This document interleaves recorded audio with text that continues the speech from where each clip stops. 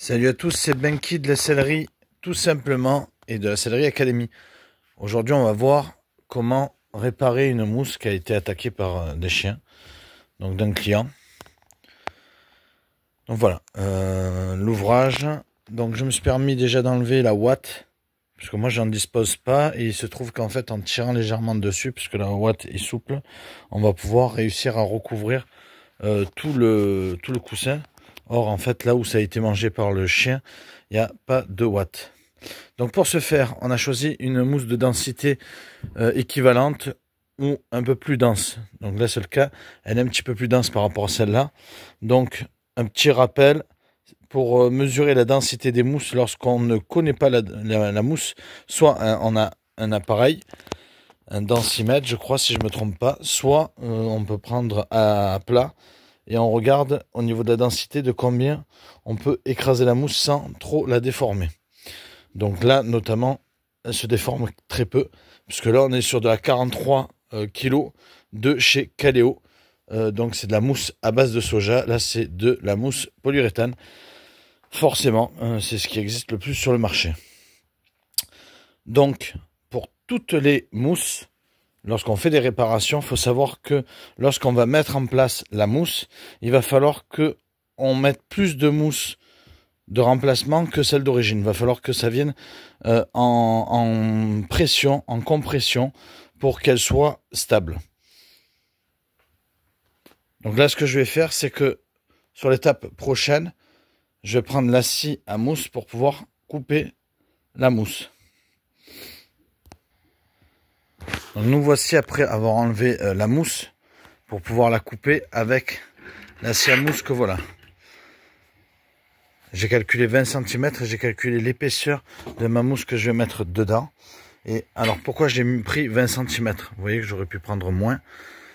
Je l'ai pris parce que c'est la hauteur de ma lame ici. Parce qu'il va falloir que je la retaille. Parce que ce morceau-là, je vais le remettre ici. J'ai pas assez d'épaisseur. Mais celui-là en plus, il est bon. Donc je vais conserver celui-là. Je vais juste prendre celui-ci. Alors là, sur la mousse, qu'est-ce qu'on peut voir? On peut voir que j'ai pris plus. On va le mettre dans le bon sens. Voilà. Donc là, on voit que j'ai pris 22. Alors qu'en fait, ici, enfin, c'est pas 22. J'ai pris 1 cm de part et d'autre. J'ai marqué 22, mais c'est pas 22. Et là, en profondeur, j'ai pris 20, mais du coup, j'ai pris qu'1 cm de plus. Donc là, j'ai 21 qui vont venir ici. Et 22, et 1 cm de part et d'autre dans l'autre sens. Voilà, donc là je vais couper la mousse à la scie. Donc ça c'est rien de sorcier.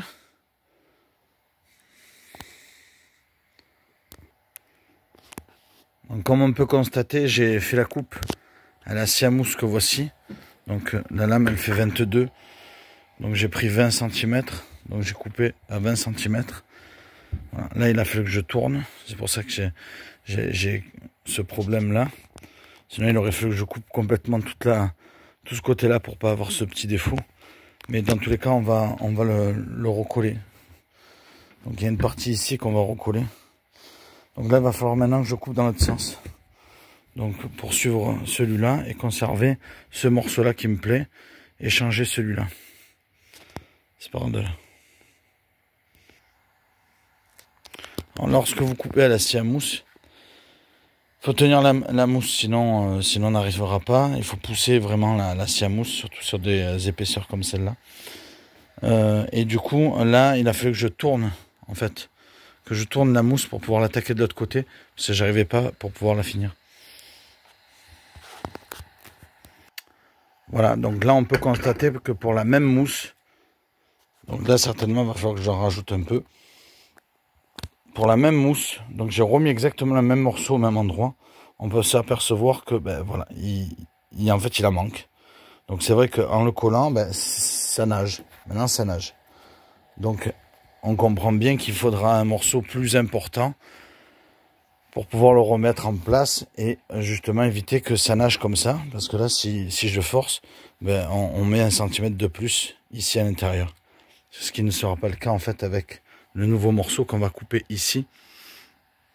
Alors, pour arriver à des coupes fines, comme celle-là, ici, Donc là, il n'y a pas assez. Si on veut l'attaquer avec une scie à mousse, ça va être galère. Donc moi, j'ai trouvé l'astuce avec du fil à chaud, avec une table comme celle-là. Et c'est ce qu'on va faire. Je vous invite à regarder d'autres vidéos où je vous explique comment couper au fil à chaud.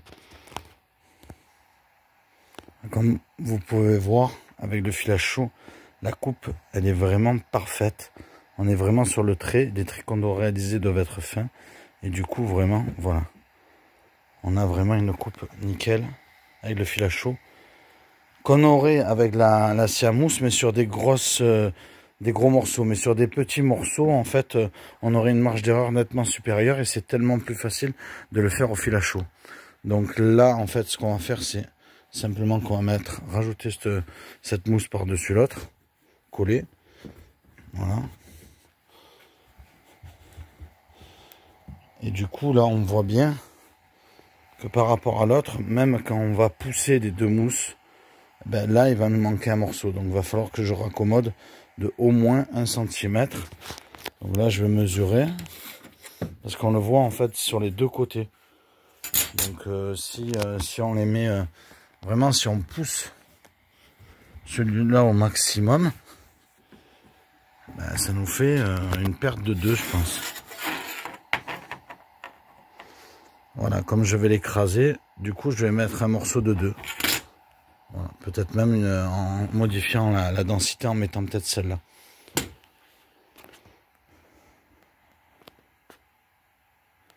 Voilà, donc ce qui restera au final, ça sera quoi?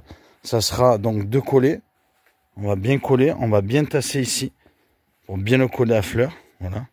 Et une fois que c'est fait, après on n'aura plus qu'à réhabiller dessus en utilisant de la colle.